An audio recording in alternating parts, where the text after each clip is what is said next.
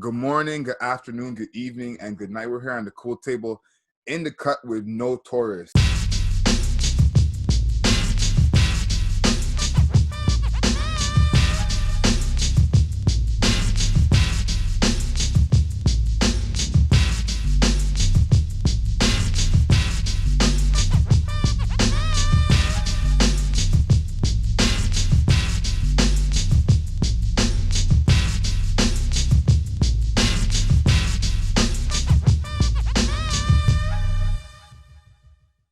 I was telling some of the guys before, it's been a long time I'm waiting to talk to you guys because I actually saw you guys perform at Patrick's show before I knew anything about you guys, knew who y'all was. I didn't even know y'all were going to be there. So I came basically as y'all got on stage. I was like, this is happening right now. And, I ended up talking to Kane for my show, and, me and him had a little chop up. And I got to ask him a little bit about the group, but obviously I was focused more on his project. So I'm very excited to finally get to talk to all of you. I say go around the room and introduce yourselves. And Kafaya, show us where you're at first and foremost. Hey, so I'm here at work, just packaging some eggs for some families. Yeah.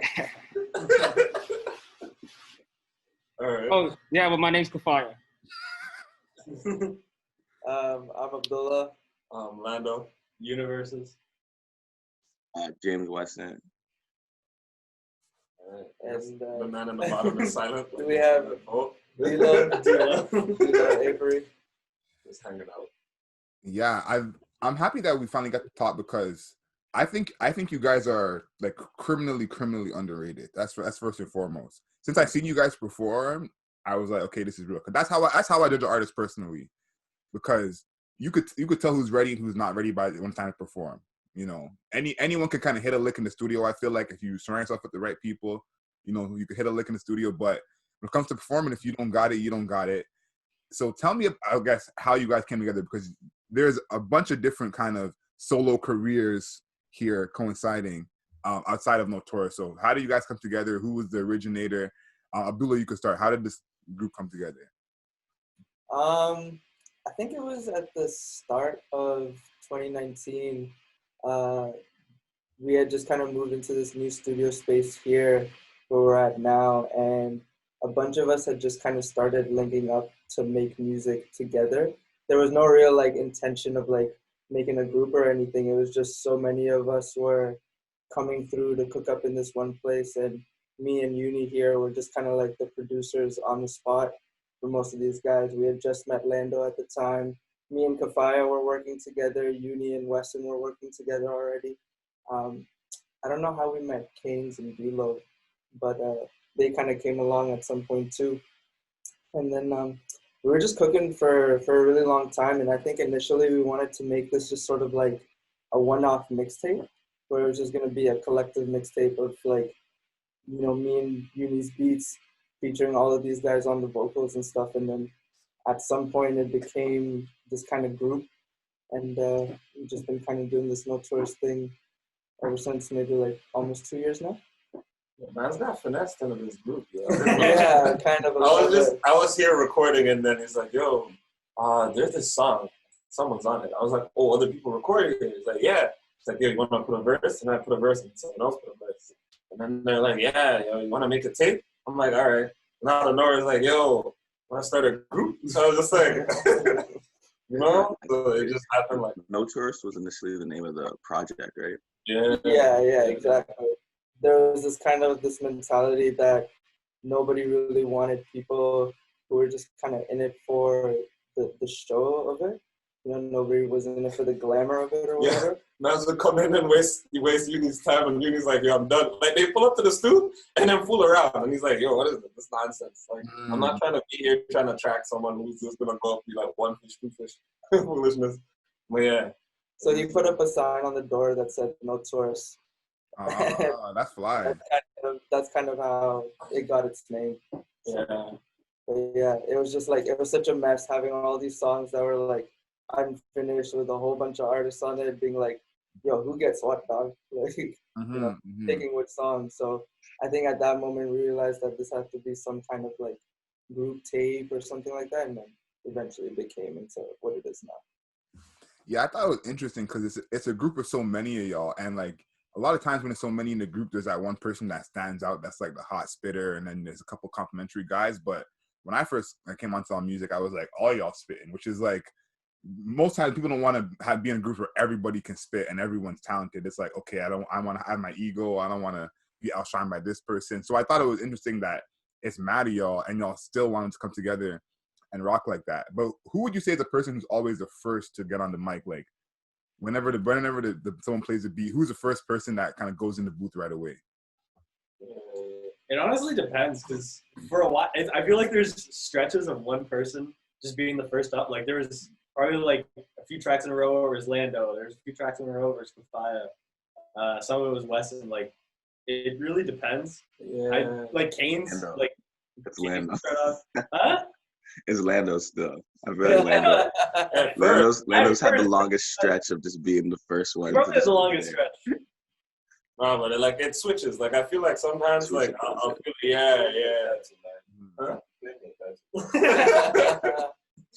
No, I think like we can even look back to like last year. There was definitely a period of time where like Weston was starting a lot of the tracks, and I think a lot of it just has to do with like who's here and how quickly they're inspired by what's kind of going on.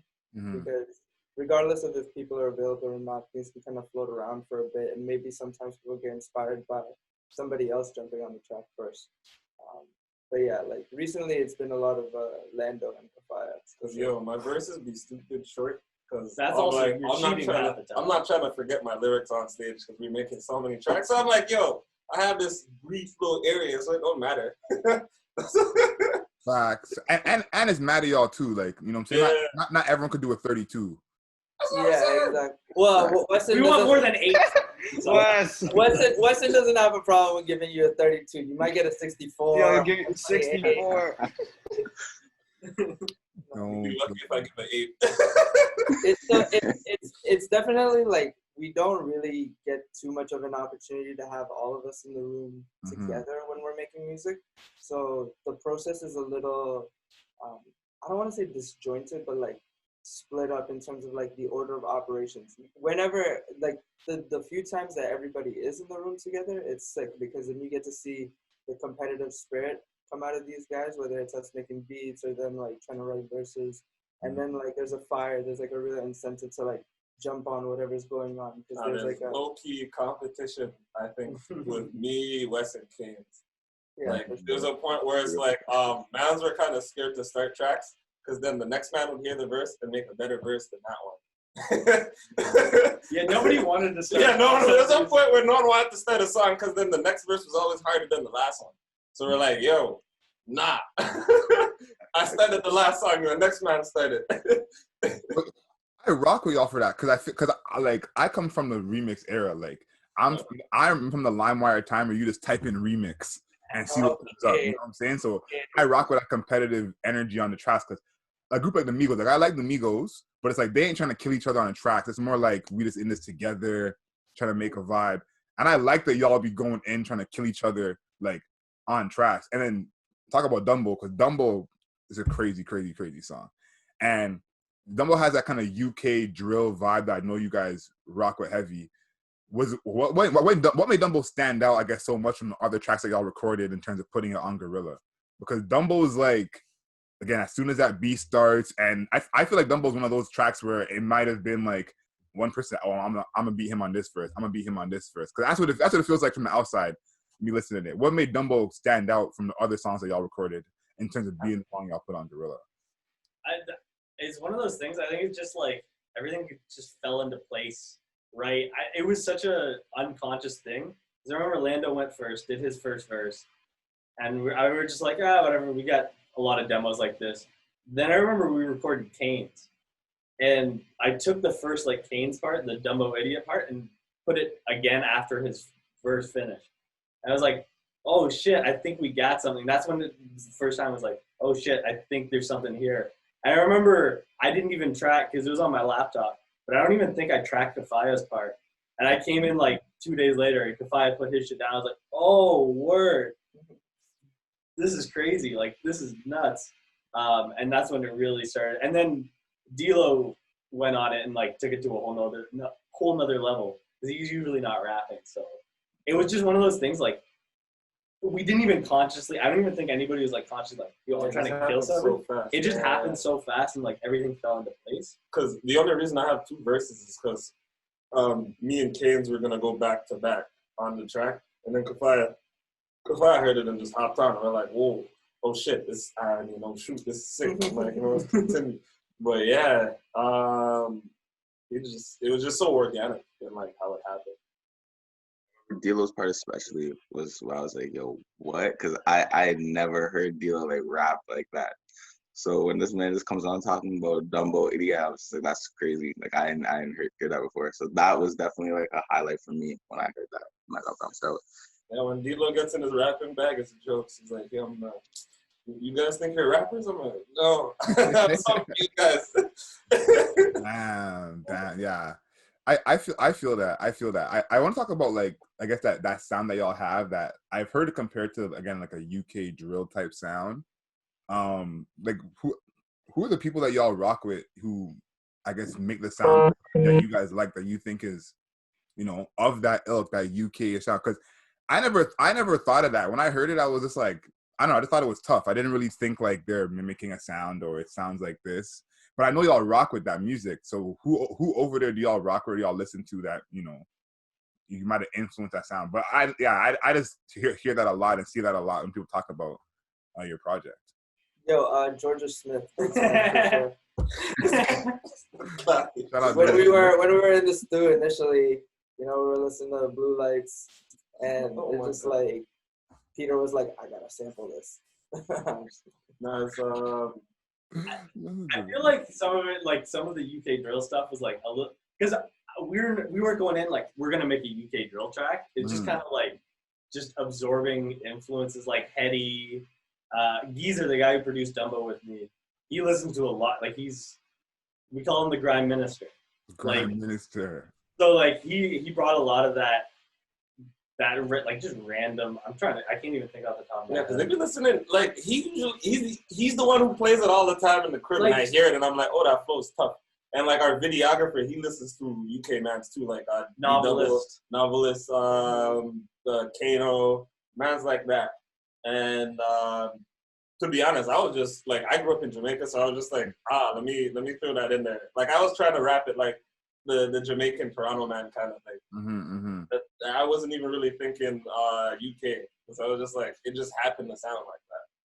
Yeah, that's like, I guess I agree with you. That's what I thought too. Like that's why I thought it was so weird when I saw so many people saying that, because it doesn't feel like it was an effort y'all did. It just feel like something that happened organically. And because I'm like, I feel like that sound is tough. No matter what sound you rock with, like that's a beat that any rapper would love to have. Even though we all spat on that, like anyone would love to do that. So I thought it was weird that I saw that so often, that everyone's saying that UK sound, but it makes sense that y'all saying it was more like a happenstance thing than y'all were going in trying to be Skepta or whatever, Yeah.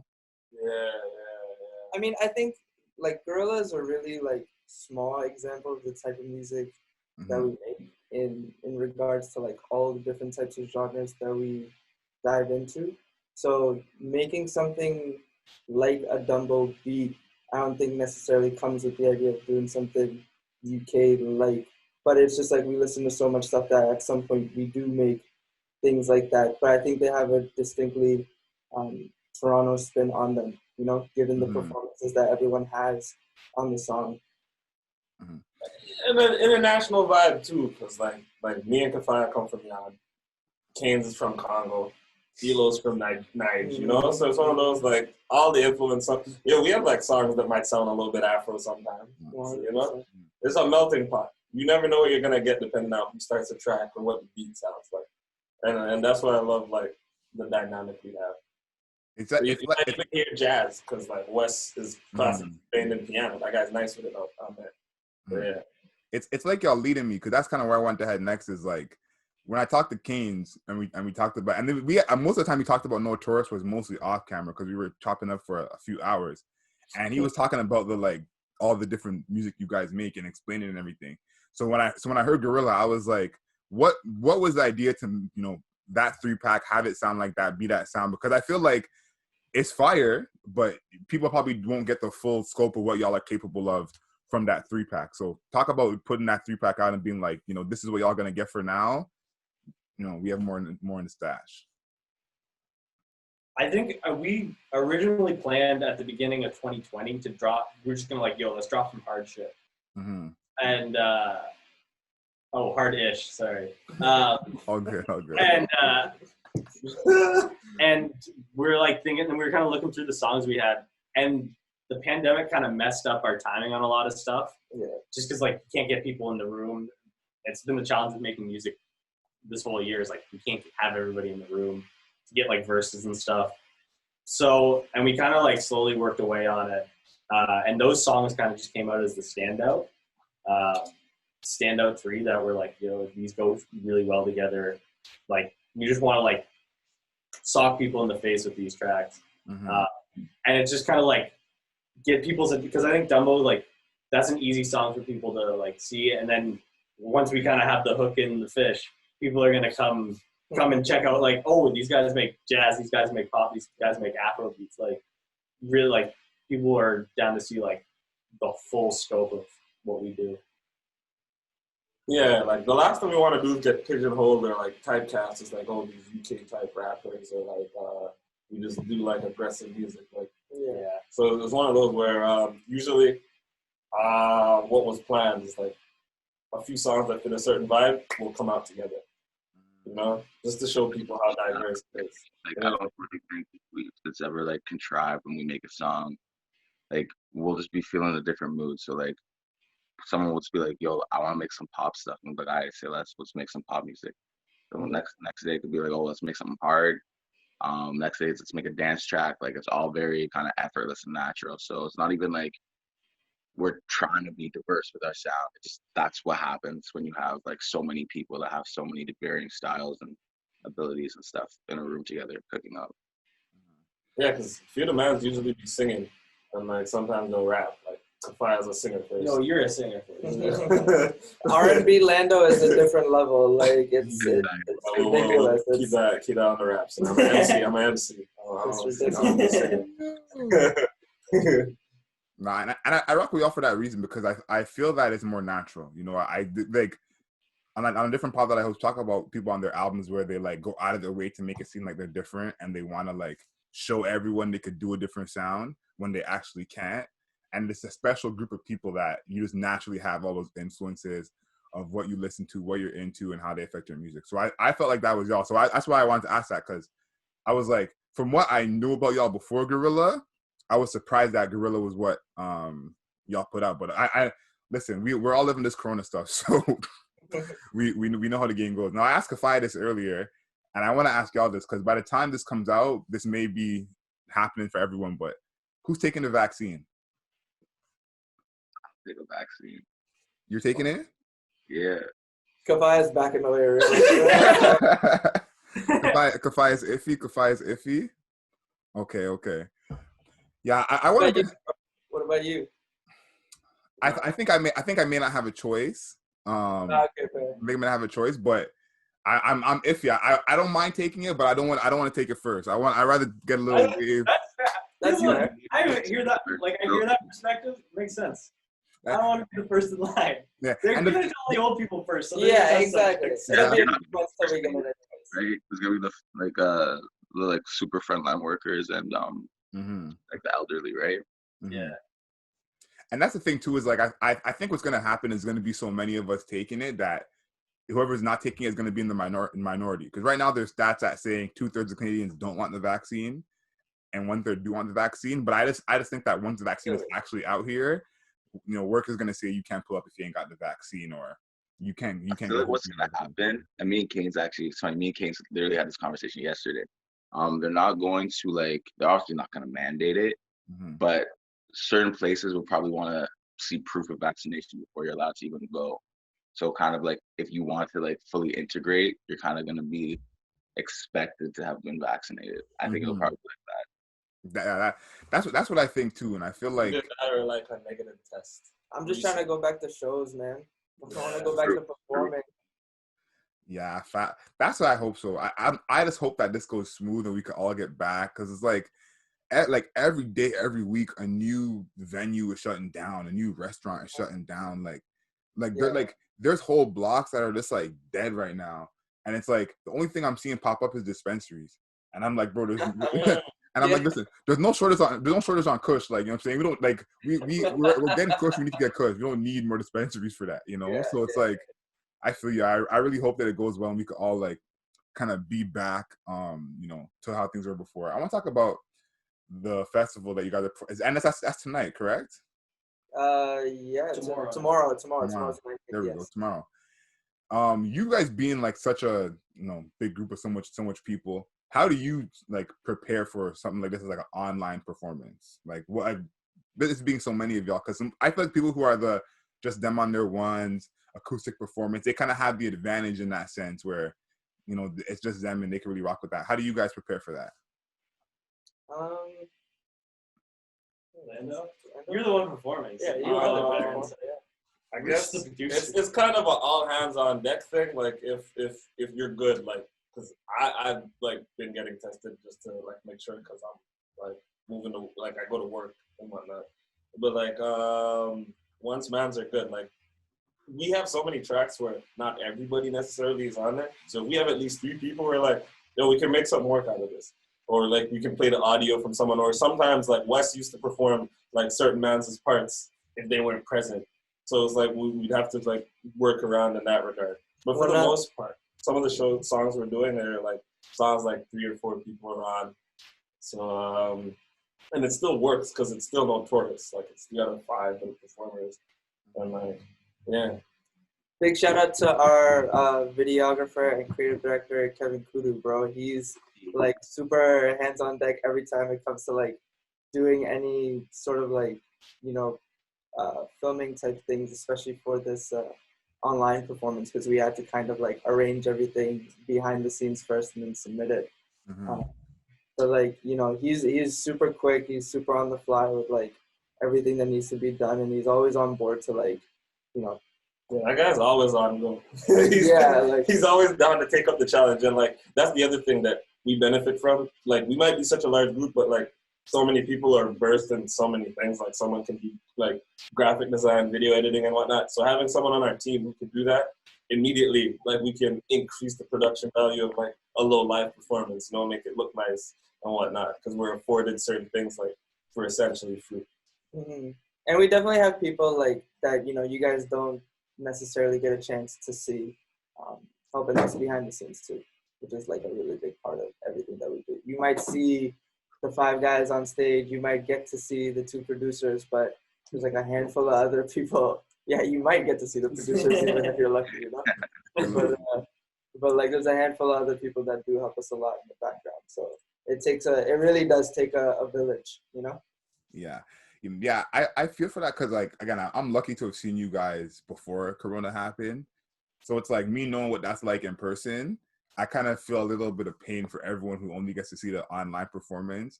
You know, obviously I know it's gonna be fire because anything y'all do that goes up is fire. But it's like, anybody who's gonna watch it, you will not be disappointed. But I'm like, yo, listen, y'all. No, honestly, y'all's one of the best performances I seen. Like for real. Like I'm not even capping. So it's like, not everyone has that real high level of live performance for sure, and especially when it comes to like multiple people on stage. Like I see performances where it's like the one rapper is doing his thing, and then when his boy comes up, it's like he don't even know half the words, and you know what I'm saying? So it's like we've been to some of those shows. I mean, we're gifted to have some like really seasoned performers. Like Kafai's been performing like fresh out the womb, you know, like. Didn't Kafai perform for like all of Jamaica one time? like yeah, Kafai really been out here just like performing. No, but these guys have really good like chemistry on stage, off stage. Like they're really good at performing to each other, and it's always fun seeing like a group of people having fun or being excited, right? So it's hard to not catch on to their energy. Yeah. So anytime these guys perform, it's like it's shut down. You know, like go home after. Like your energy are gonna be unmatched. Cause like looking at the list of who else is on there, I'm not trying to shade nobody else, but y'all definitely gonna stand out like 1,000%. Yeah, there's so much care and effort put into it too. Like we rehearsed like a ton of times, and like even before a show, depending on the venue, my boy over here is like and mixing the track for the venue. Like so to have someone on the team who's dealing with that, that means like it's every performance. You never know what you're gonna get. Like, you know. Mm-hmm. Yeah, I rock with that. So this is a question that we ask everyone on the show, and you know, I think Kafai should start with this one. But when people get a lot of bread, they buy exotic animals. You've seen Justin Bieber with his monkey, Mike Tyson with his tiger. So is there an exotic animal out there that you would consider having as a pet? Wes's cat. That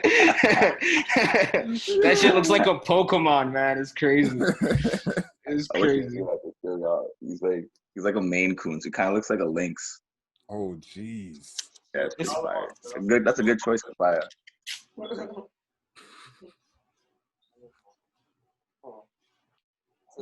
Yeah, who got next?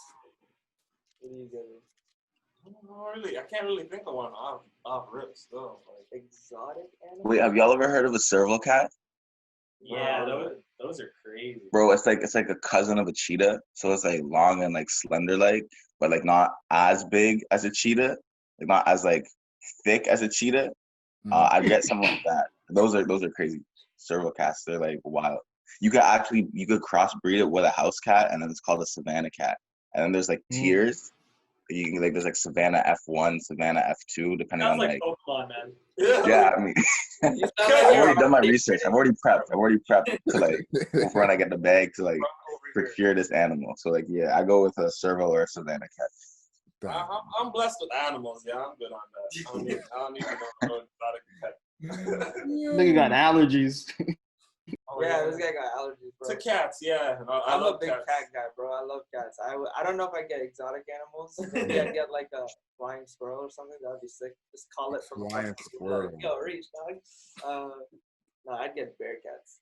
Bear cats. Man, I said bear cats. Bear cats. Yo, cats are tough still. I feel like I'm one of the rare people I rock with cats and I rock with dogs, cause like I got friends who are like super anti-cat, and I'm like, yo, what have you been through that you're super anti-cat? Like, he's like, how could you be anti-cat when cats are just trying to like chill on their ones most of the time? Like they don't even want to bother you. Yeah. But that's the thing. I'm like, dogs are like the needy shorty that wants attention. Like the cat. I don't really rock with dogs, bro. Like I don't rock with no dogs, bro. Depends on the dog. Like it needs to be a big dog.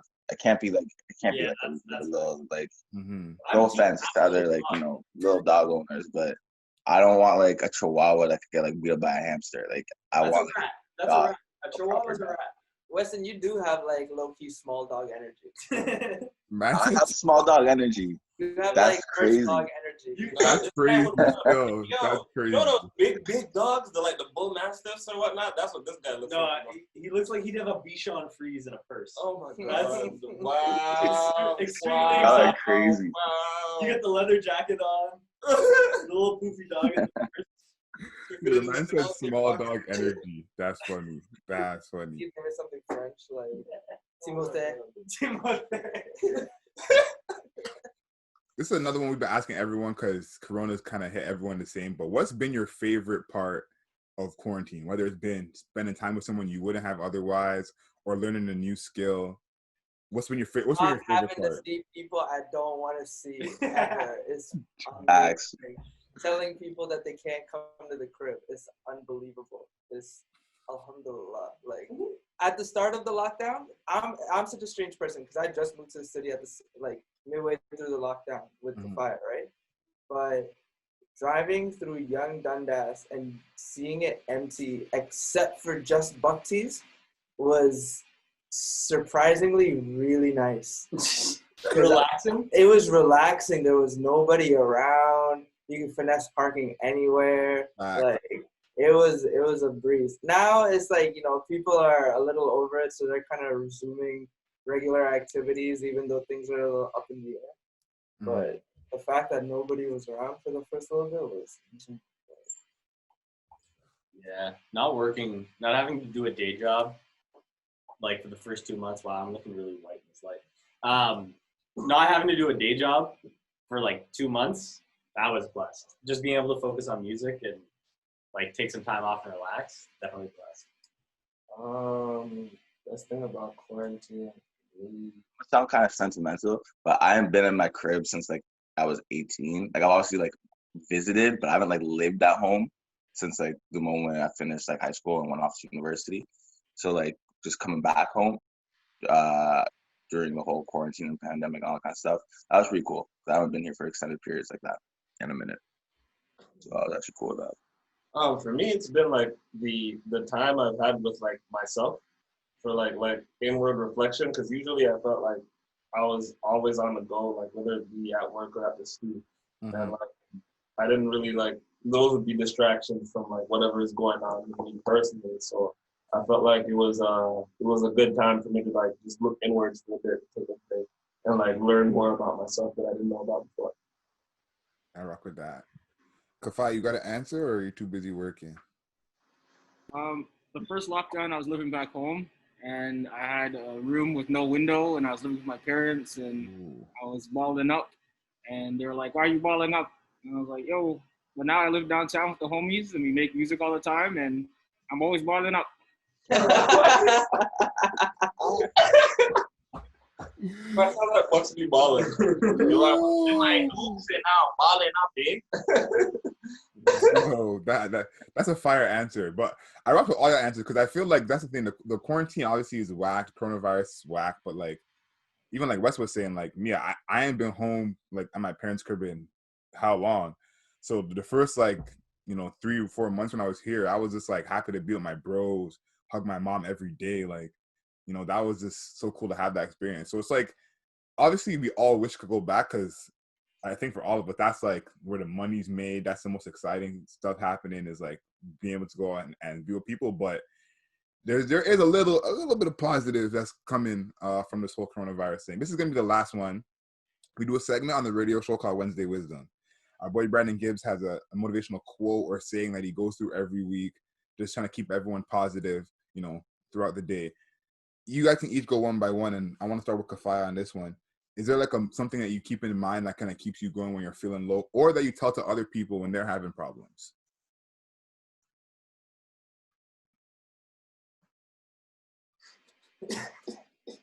Deep thought.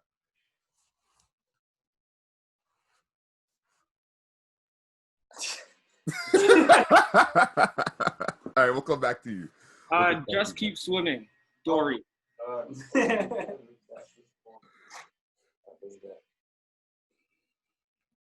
I like that.